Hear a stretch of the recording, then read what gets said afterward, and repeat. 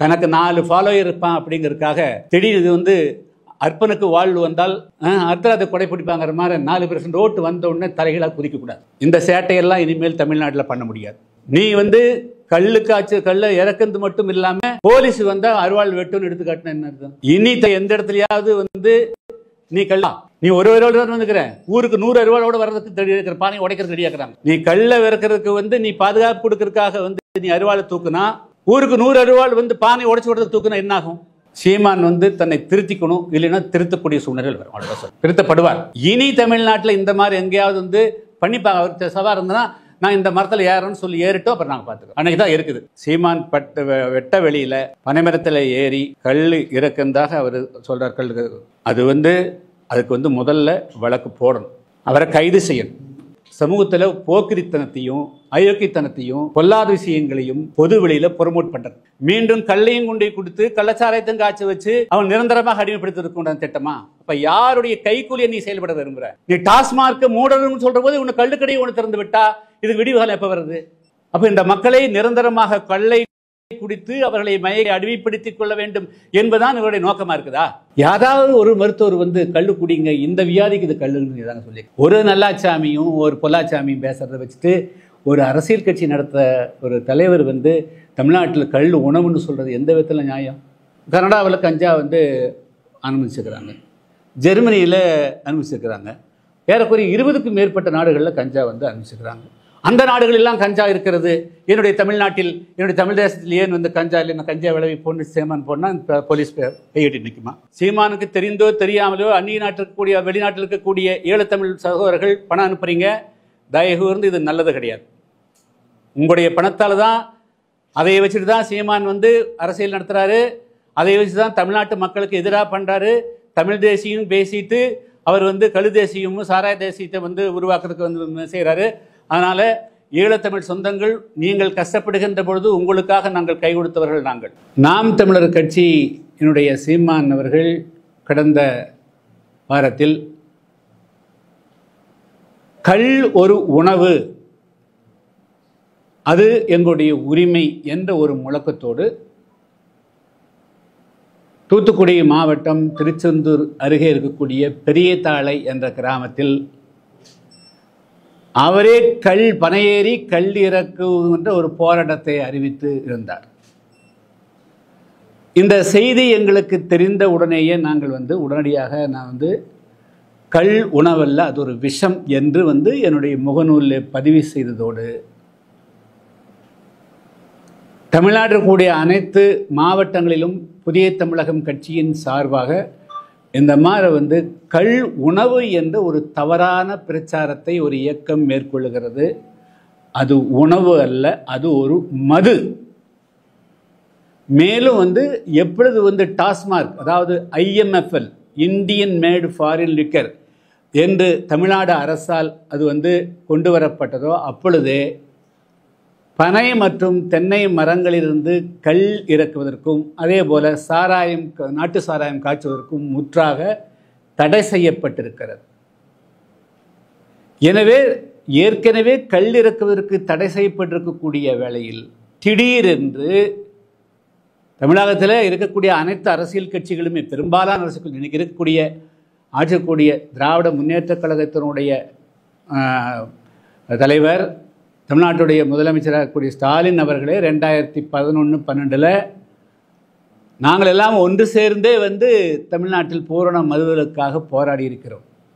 சசி பெருமாள் வந்து நாகர்கோவில் சென்று EB டவரில் ஏறி, அவர் வந்து டெலிஃபோன் டவரில் ஏறி வந்து உயிரை மாய்த்து கொண்டார். அப்படிதான் தமிழ்நாட்டில் எல்லா அரசியல் கட்சிகளுமே பூரண மதுவிலக்கைத்தான் வலியுறுத்தி இருக்கிறார்கள். எல்லாரும் என்ன தமிழ்நாட்டில் மது வேண்டும் என்று எந்த அரசியல் கட்சியுமே சொன்ன ஒரு அரசியல் கட்சி கூட கிடையாது. அப்படி இருக்கிற போது திடீரென்று வந்து இப்போது 2026 சட்டமன்ற தேர்தல் வருது. எல்லாரும் அழுத்தம் கொடுத்து எப்படியாவது 2026 வந்து பூரண மதுவிலக்கை அமல்படுத்துவோம் என்று எல்லா அரசியல் கட்சிகளும் சொல்ல வைக்க வேண்டும் என்பதுதான் எல்லோருடைய நோக்கம். இந்த நேரத்தில் நேர்மாறாக மதுவிலக்கு நேர்மாறாக கல் இறக்கும் போராட்டத்தை அறிவித்து தானே வந்து மரம் ஏறி கல் அருந்துவேன் என்று அறிவித்து இருந்தார். நாங்கள் மனு கொடுத்தோம் காவல்துறை அதிகாரத்தில். ஏற்கனவே கல் இறக்குவதற்கு தடை இருக்கிறது, எனவே அதை தடுத்து நிறுத்த வேண்டும் என்று நாங்கள் வலியுறுத்தியிருந்தோம். ஆனால் தூத்துக்குடி மாவட்ட காவல்துறை அதுபோன்ற ஒரு சட்டவிரோதமான பொதுவெளியில் அது இந்த அரசாங்கமே தடுத்து நிறுத்தியிருக்கக்கூடிய அந்த கல் இறக்கும் போராட்டத்தை வேடிக்கை பார்த்து அவர் மட்டும் குடிக்காமல் மற்றவர்களுக்கும் குடிக்க கொடுத்தார். இதெல்லாம் எதை சுட்டிக்காட்ட விரும்புகிறது என்பதுதான் மிக முக்கியமான கேள்வி. முதல்ல இந்த கல் உணவு அல்லங்க. உணவுக்கு சில வரைமுறை இருக்குது.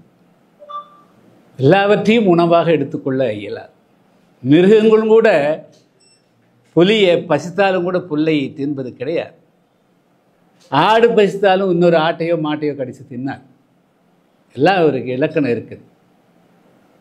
கள்ள குறித்து தமிழ் இலக்கியங்கள் இவர் என்ன இந்த தமிழ் தேசியம் பேசுகிறாரோ அந்த தமிழ் தேசியத்தினுடைய அடிப்படையாக இருக்கக்கூடிய நூல்கள் திருக்குறள் மற்றும் சிலப்பதிகாரங்களில் தெளிவாக அந்த ஆரம்பமே கல் உண்ணாமையை வலியுறுத்தி எல்லோரும் பாடியிருக்கிறார்கள், எல்லோரும் சொல்லியிருக்கிறார்கள். திருக்குறளில் கல்லுண்ணாண்மைக்கு 10 திருக்குறள் போட்டு இருக்கு. ஒன்றில் ஒரு அதிகாரத்தையே ஒதுக்கிக்கிறார். அதில் என்னெல்லாம் சொல்லியிருக்குது? கல்லாசை கொண்டவர்கள் எக்காலத்திலும் பிறரால் மதிக்கப்பட மாட்டார்கள், உள்ள பெருமையும் இழந்து விடுவார்கள். நம்பர் 1. 2, ஆகினால் கல்லை குடிக்க வேண்டா, அறிவு ஒழுக்கங்களால் சிறந்த மேன்மக்களால் மதிக்கப்படுவதை வேண்டாதவர்கள் குடித்தால் குடிக்கட்டும். ஏனெனில் குடித்து வெறித்தவனை அவனை பெற்றெடுத்த தாய் பார்த்தாலும் வெறுப்பாள் என்றால் ஒழுக்கத்தையே விரும்பும் நல்லவர்கள் பார்த்தால் எப்படி இருக்கும்? கள்ளை குடிப்பது என்ற மிகவும் விரும்பத்தகாத பெருங்குற்றத்தை செய்தவர்களை நாணம் என்ற அழகான பெண் தன் முகமெடுத்து கூட பார்க்காமல் அவர்கள் இருவரும் இடத்தை விட்டு போய்விடுவாள். அப்படி நாணமற்று போகும்படி செய்துவிடுகிற கல்லை விலை கொடுத்து வாங்குவது, பணத்தை கொடுத்து மெய்மறதியை வாங்கிக் கொள்வது நல்லது கெட்டது தெரியாத மடத்தனம்தான். அதனால் மெய்மறந்த நிலையுள்ளவர்கள் யாரானாலும் செத்த பிணத்துக்கே சமானம். அதனால் கல்லுண்டு மெய்மறதி அடைகிறவர்கள் கல்லை உண்ணுந்தோறும் பிணமாகி விடுகிற விஷத்தை உண்பர்களே ஆவார்கள். நான் கல்லு விஷம்னு சொன்னது திருக்குறள் சொல்லியிருக்கக்கூடிய இந்த வார்த்தையை தான் பயன்படுத்துகிறேன். அடுத்தது, கல்லை குடித்து நிதானமிழந்து கண் சுழலுகின்ற குடியர்கள் திறந்ததும் வீட்டுக்குள் குடித்தாலும் வீதிக்கு ஊருக்குள் பிற நகைக்கு மானம் கெடுவார்கள். போதையினால் தெரியாமற் செய்துவிட்டேன் என்று பின்னால் சொல்ல செய்கிற குடிப்பழக்கத்தை விட்டொழிக்க வேண்டும். மனத்தில் மறைத்து வைத்திருக்கிற இரகசியங்களும் அதை போலவே போதையில் வெளியாகிவிடும். கல்லுண்டு மயங்கியிருக்கிறவனை சீர்திருத்த நியாயங்களை சொல்லுவது ஆழமான தண்ணீருக்குள் மூழ்கி மறந்திருப்பவனை தீப்பந்தம் கொண்டு தேடுவதை போன்றது. கல்லுண்ணும் பழக்கமுள்ளவன் கல்லை உண்ணாதிருக்கிற சமயத்தில் கல்லுண்டு போதையினால் தள்ளாடுகிற வேறொருவனை பார்க்கிற போதாவது கல்லுண்பதால் உண்டாகும் தடுமாற்றத்தை எண்ணி பார்க்க மாட்டானா? இவ்வளவு தூரத்துக்கு கல்லை பற்றி சொல்லியிருக்கிறாங்க. இது திருக்குறள் இருக்கக்கூடியதுங்க. இது சிலப்பதிகாரம். இது இப்போ வாங்கின கிடையாதுங்க. இது பல வருஷம் 20 வருஷம் மேலே வாங்கினது. இது பல வருஷங்களுக்கு முன்பு எழுதப்பட்ட புத்தகங்க. திருவேங்கடசாமி நாட்டார் அப்படின்னு ஒரு பெரிய புலவர் சிலப்பதிகாரத்தை நாமும் வேங்கடசாமி நாட்டாரோடு இது 1805 வெளியிட்ட புத்தகம். அதில் எதுக்காக சிலப்பதிகாரத்தினுடைய நோக்கத்தை சொல்கிற போது அதில் என்ன சொல்கிறாங்க, இதெல்லாம் சொல்லிட்டு முக்கியமாக அவர் சொல்கிறதுலேயே சில தமிழ்நாட்டினுடைய அடையாளமாக 50 காப்பியங்கள் சிலப்பதிகாரம், மணிமேகலை, குண்டலகாசி. அந்த சிலப்பதிகாரம் இவைகளெல்லாம் தான் தமிழினத்தினுடைய அடையாளங்களாகவும் தமிழினுடைய தொன்மை வாய்ந்த இலக்கியங்களாகவும் இவைகள்தான் உலக பொதுமறைகளாகவும் ஏற்றுக்கொள்ளப்படக்கூடியதில் கள்ளும் களவும் காமமும் பொய்யும் வெள்ளைக்கோட்டியும். ஸோ எடுத்தோடனே சொல்றது எதுன்னா கள்ளில் தான் ஸ்டார்ட் பண்றாங்க. அதே போலதான் கள்ளும் பொய்யும் காமமும் கொலையும் உள்ள களவுமென் தரவோர் துறந்தவை. நல்லவன் வந்து யாருன்னா கள்ள துறந்த எடுத்தோன்னு ஸ்டார்ட் பண்றதே வந்து கள்ளை துறக்கணும் அப்படிங்கிறது தான். அதுக்கு பிறகு இளமையும் நில்லா யாக்கையும் நில்லா வலுவிய வான்பெரும் செல்வம் நில்லா அப்படின்னு சொல்லிட்டு இதை பற்றி இந்த கருத்துக்கள் சொல்ற போது கள்ளு களவு காமம் கொலை இந்த 4 விஷயத்தில் சொல்லுகின்ற போது கள்ளைத்தான் முதல்ல வந்து ஒதுக்க வேண்டும் என்பது சிலப்பதிகாரத்தினுடைய மிக முக்கியமான அம்சம். எனவே வந்து தமிழ்நாட்டு மக்களை நல்வழிப்படுத்துவதற்காகத்தான் வந்து பல இலக்கியங்கள் தோன்றியிருக்கின்ற முன்னோர்கள் சொல்லியிருக்கிறார். இதையெல்லாம் உள்வாங்கிக் கொண்டுதான் வந்து தமிழ்நாட்டில் வந்து பூரண மதுவிலக்கு, அது கள்ளோ சாராயமோ பீரோ பிராந்தியோ அல்லது போதை வஸ்துக்கள் கஞ்சாவோ எதுவாக இருந்தாலும் தமிழ் சமூகத்தை கெடுக்கக்கூடாது, அதுக்கு எதிராகத்தான் வந்து நாங்கள் மக்களை இயக்கம் நடத்தி வருகிறோம். அதை விட இந்த கள்ள குறித்து வந்து மிக முக்கியமான இன்னொரு அம்சம், 1971ஆம் ஆண்டு எத்தனை வருஷம் ஆச்சுன்னு பார்த்து வினையாளி 1971 1971 30 40 வயசுக்கு நான் முதல் முறையாக அன்று தமிழ்நாட்டில் ஏறக்குறைய 37 வருஷத்துக்கு பிறகு வந்து 1937 71 மீண்டும் வந்து வருது. இந்த கல் வந்து அப்போ வந்து முதல்ல கொண்டு வந்தோடனே சாராய தலைவருக்கு முதல்ல கல் கழுத்தை திறக்கிறாங்க.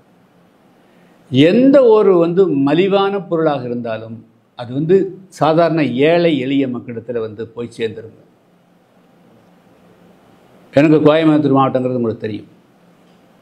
பல பேர் உடல் உழைப்பாளிகள் அடித்தளத்தில் இருக்கக்கூடியவர்கள் கணவனும் மனைவியுமாக சென்று கல் குடிப்பதற்காக வேலைக்கு போக அங்கேயே படுத்துக்குவாங்க, வீட்டுக்கு கூட வரமாட்டாங்க. இப்படி நாள் கணக்கில் மாதக்கணக்கில் வந்து மயக்கம் உண்டு கிடந்து அவங்களுடைய உடல்நிலை கெட்டு குடும்பங்கள் நாசமாகி போனதை கண்கூட கண்டவன். அது மட்டுமல்ல, இன்னைக்கு இருக்கக்கூடிய இந்த தலித்து அப்படிங்கிற கம்யூனிட்டி இருக்கக்கூடிய தேவேந்திரர்களோட ஆதிராடு இந்த கம்யூனிட்டிலாம் வந்து தங்களுடைய சொந்த நிலங்களை கல்லுக்கும் எள்ளுருண்டைக்கும் தான் இழந்திருக்கிறார். கள்ள கொடுத்து மயக்கித்தான் கையெழுத்து வாங்கிக்கிறாங்க பல பேருடைய நிலங்களை. இந்த மக்கள் வந்து நிலமற்றவர்களாக போனதுக்கு காரணம், கூலிக்காரர்களாக போனதுக்கு காரணம், அவர்களை கள்ளை குடித்து அடிமைப்படுத்தி அதுக்கு பிறகுதான் அடிமைப்படுத்தப்பட்டிருக்கார்கள். எனவே வந்து தமிழ்நாட்டில் எந்த காரணத்தை கொண்டும் எந்த சூழ்நிலையும் கள்ளை அனுமதிக்க முடியாது.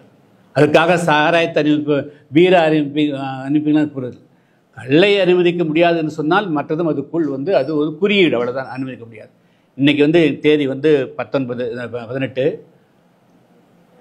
இன்றைக்கி 19 இதே நாள் தான் கடந்த வருஷம் வந்து கள்ளக்குறிச்சியில் 69 பேர் வந்து கள்ளச்சாராயம் சார். அது ஏன் சொல்ல வரேன்னா, அரசாங்கத்தில் மது கொடுக்குறாங்க, அது 160 ரூபா அப்படிங்காக 10 ரூபாய் பாக்கெட்டில் கொடுத்த உடனே வந்து மலிவு அப்படிங்காக வாங்கி குடித்தாங்க. அதானே நடந்தது. அப்போது மீண்டும் கல் வருகின்ற பொழுது மலிவு அப்படிங்கிறதுக்காக கல்லை வந்து மீண்டும் எல்லோரும் குடிப்பார்கள், ஆண் பண்போடு குடிப்பார்கள். ஒழுக்கம் கலாச்சாரம் எல்லாமே கம்ப்ளீட்டாக நாசமாகும். அவங்களுடைய பொருளாதாரங்கிறது கம்ப்ளீட்டாக. மேலும் அது உணவு எந்த தன்மையோடு கிடையாது. இந்தியாவில் தமிழ்நாடு மருத்துவர் இருக்கிறாங்க. யாராவது ஒரு மருத்துவர் வந்து கல் குடிங்க, இந்த வியாதிக்கு இது கல்லுன்னு தாங்க சொல்லிக்கிறாங்க. ஒரு நல்லாச்சாமியும் ஒரு பொல்லாச்சாமியும் பேசுறதை வச்சுட்டு ஒரு அரசியல் கட்சி நடத்த ஒரு தலைவர் வந்து தமிழ்நாட்டில் கல் உணவுன்னு சொல்றது எந்த விதத்தில் நியாயம்? இது வந்து எவ்வளவு பெரிய பாதிப்பு உண்டாக்குங்கிறது கொஞ்சமாவது உணர்ந்து பொறுப்பாடு சொல்ல வேண்டாமா? எப்படி தமிழ்நாடு அரசாங்கம் வந்து கல் தடை செஞ்சு அனுமதிக்கிறீங்க அப்படின்னா, நாளைக்கு வந்து கஞ்சா வந்து அது ஒரு பயிர் செய்யக்கூடியதாங்க, அது மலைப்பகுதியிலே வரும், கீழே வரும். சரி, கனடாவில் கஞ்சா வந்து அனுமதிச்சுக்கிறாங்க, ஜெர்மனியில் அனுமதிச்சிருக்கிறாங்க, ஏறக்குறைய 20க்கும் மேற்பட்ட நாடுகளில் கஞ்சா வந்து அனுமதிச்சுக்கிறாங்க. அந்த நாடுகளெல்லாம் கஞ்சா இருக்கிறது, என்னுடைய தமிழ்நாட்டில் என்னுடைய தமிழ் தேசத்தில் ஏன் வந்து கஞ்சா இல்லை, நான் கஞ்சா விளைவி போட்டு சேமான் போனால் போலீஸ் கையிட்டு நிற்குமா? கையிட்டு நிற்பாங்களா? சரி, பல பேர் வந்து குடிசத்தில் சாராயம் காய்ச்சிட்டு இருந்தாங்க, இன்னைக்கு அவர்களெல்லாம் வேலை இல்லாமல் இருக்கிறார்கள். எனவே வந்து பெரிய ஆலய அதிபர்கள் தான் வந்து சாராயம் காட்சி வேண்டுமா, நாங்களும் சாராயம் வெடிப்போம் என்று நாளைக்கு வந்து சாராயம் வெடித்தால் வந்து இந்த போலீஸ் தமிழ்நாடு அரசு சும்மா இருக்குமா? முதல்ல கடந்த 15ஆம் தேதி பெரிய தாளையில் சீமான் வெட்ட வெளியில் பனைமரத்தில் ஏறி கல் இறக்குந்தாக அவர் சொல்கிறார். கல் அது வந்து அதுக்கு வந்து முதல்ல வழக்கு போடணும், அவரை கைது செய்யணும். அது காரணம் அவரை கைது செய்ய வேண்டுங்கிறது மட்டும் இல்லை, இது வந்து சமூகத்தில் போக்கிரித்தனத்தையும் அயோக்கியத்தனத்தையும் பொல்லாத விஷயங்களையும் பொது வெளியில் ப்ரொமோட் பண்ணுறது. தனக்கு 4 ஃபாலோயர் இருப்பான் அப்படிங்கிறதுக்காக திடீர்னு வந்து அர்ப்பனுக்கு வாழ்வு வந்தால் அர்த்தராத்தை கொடை பிடிப்பாங்கிற மாதிரி 4% ஓட்டு வந்த உடனே தலைகளாக குதிக்கக்கூடாது. இந்த சேட்டையெல்லாம் இனிமேல் தமிழ்நாட்டில் பண்ண முடியாது. ஆச்சா, நீ வந்து கல்லை இறக்குறது மட்டும் இல்லாமல் போலீஸ் வந்தால் அருவாள் வெட்டுன்னு எடுத்துக்காட்டின என்ன அர்த்தம்? இனி எந்த இடத்துலையாவது வந்து நீ நீ ஒரு அருவாள் தான் வந்துக்கிற, ஊருக்கு 100 அருவாளோட வர்றதுக்கு ரெடி இருக்கிற, பானை உடைக்கிறது ரெடியாக இருக்கிறாங்க. நீ கல்லை விறக்கிறதுக்கு வந்து நீ பாதுகாப்பு கொடுக்கறதுக்காக வந்து நீ அருவாளை தூக்குனா, ஊருக்கு 100 அருவாள் வந்து பானை உடைச்சு விடுறதுக்கு தூக்குனா என்ன ஆகும்? அதனால வந்து போலீஸ் வந்து இது ஏன் இதில் வந்து நீங்க வந்து இரட்டை நிலைப்பாட்டை எடுக்கிறீங்க அப்படிங்க தெரிஞ்சுக்க விரும்புகிறேன். தொடர்ந்து தமிழ்நாட்டில் மதுவிலக்கு அமல்படுத்த வேண்டும் என்பது ஒட்டுமொத்த மக்களுடைய கோரிக்கை இல்லையா? இன்னைக்கு வந்து பெண்கள் எல்லா கிராமங்களையும் ஓட்டு கேட்கிற போது ஐயா எப்படியாவது டாஸ்மார்க் மூடுதான் சொல்றாங்க. நீ டாஸ்மார்க் மூடணும்னு சொல்ற போது உன்னை கள்ளுக்கடையை ஒன்று திறந்து விட்டா இதுக்கு விடிவுகாலம் எப்ப வருது? அப்ப இந்த மக்களை நிரந்தரமாக கள்ளை குடித்து அவர்களை மயக்கி அடிமைப்படுத்திக் கொள்ள வேண்டும் என்பதுதான் இவருடைய நோக்கமா இருக்குதா? இதுக்கெல்லாம் நாங்கள் வந்து ஒரு காலத்திலும் நாங்கள் அனுமதிக்க மாட்டோம். சீமான் வந்து தன்னை திருத்திக்கணும், இல்லைன்னா திருத்தக்கூடிய சூழ்நிலையில் வரும், அவ்வளோதான் சொல்ல முடியும். திருத்தப்படுவார். இனி தமிழ்நாட்டில் இந்த மாதிரி எங்கேயாவது வந்து பண்ணிப்பாங்க. அவர் சவால் இருந்ததுன்னா நான் இந்த மரத்தில் ஏறேன்னு சொல்லி ஏறிட்டோம், அப்புறம் நாங்கள் பார்த்துக்கிறோம். அன்னைக்கு தான் இருக்குது. அதனால் வந்து காவல்துறை உடனடியாக வந்து 15ஆம் தேதி யாரெல்லாம் அதில் பங்கு பெற்றார்களோ அவர்கள் மீது வழக்கு பதிவு செய்து நடவடிக்கை எடுக்கணும். இல்லைன்னா அதுக்கு அடுத்த கட்டத்துக்கு நாங்கள் போகிறதுக்காக நாளைக்கு வந்து எங்களுடைய மாவட்ட செயலாளர் கூட்டம் வந்து கோயம்புத்தூர் வச்சுக்கிறோம். நாங்கள் வந்து அதில் முடிவெடுத்து தெரிவிப்போம். ஏன்னா இது வந்து சாதாரண மக்கள் இன்னும் வந்து சுதந்திரம் பெற்று 78 வருஷம் முடிச்சு பிறகு கூட அந்த மக்களை மீடேற்றி வெளியே கொண்டு வர முடியல. நாங்கள் அவ்வளோ பெரிய போராட்டத்துக்கு இருக்கிறோம். அவங்க அன்றாட பிரச்சனையிலேயே வந்து போராடுறாங்க. மீண்டும் கல்லையும் கொண்டு கொடுத்து கள்ளச்சாராயத்தையும் காய்ச்சி வச்சு அவன் நிரந்தரமாக அடிமைப்படுத்திருக்க திட்டமா? அப்போ யாருடைய கைக்கூலியை நீ செயல்பட விரும்புகிற? நான் மேலும் வந்து சீமானுக்கு தெரிந்தோ தெரியாமலோ அந்நிய நாட்டில் இருக்கக்கூடிய வெளிநாட்டில் இருக்கக்கூடிய ஈழத்தமிழ் சகோதரர்கள் பணம் அனுப்புறீங்க, தயவு கூர்ந்து இது நல்லது கிடையாது. உங்களுடைய பணத்தால் தான், அதை வச்சுட்டு தான் சீமான் வந்து அரசியல் நடத்துகிறாரு. அதை வச்சு தான் தமிழ்நாட்டு மக்களுக்கு எதிராக பண்ணுறாரு. தமிழ் தேசியம் பேசிட்டு அவர் வந்து கழு தேசியமும் சாராய தேசியத்தை வந்து உருவாக்குறதுக்கு வந்து செய்கிறாரு. அதனால் ஈழத்தமிழ் சொந்தங்கள், நீங்கள் கஷ்டப்படுகின்ற பொழுது உங்களுக்காக நாங்கள் கை கொடுத்தவர்கள். நாங்கள் 1975 உங்களுடைய இயக்கம் உருவான காலகட்டத்திலிருந்து உங்களோடு பயணிக்கக்கூடியவர்கள் நாங்கள். அதனால் இதுவான போலியானவர்கள், பித்தலாட்டக்காரர்களுக்கு வந்து உங்களுடைய பணம் வந்து தவறாக பயன்படுத்தக்கூடாது. தமிழ்நாட்டு மக்களை வந்து மீண்டும் மயக்குவதற்கு, அவருடைய உணர்வுகளை மழுங்கடிப்பதற்கு பயன்படுத்தக்கூடாது அப்படிங்கிறது என்னுடைய வேண்டுகோள். அதனால் தமிழ்நாடு அரசு உடனடியாக வந்து 15ஆம் தேதி கல் இருக்கிறது மிகப்பெரிய குற்றம், தடையை மீறிந்த பெரிய குற்றம். நீங்கள் உடனடியாக வந்து வழக்கு பதிவு செய்யணும், கைது செய்யணும்.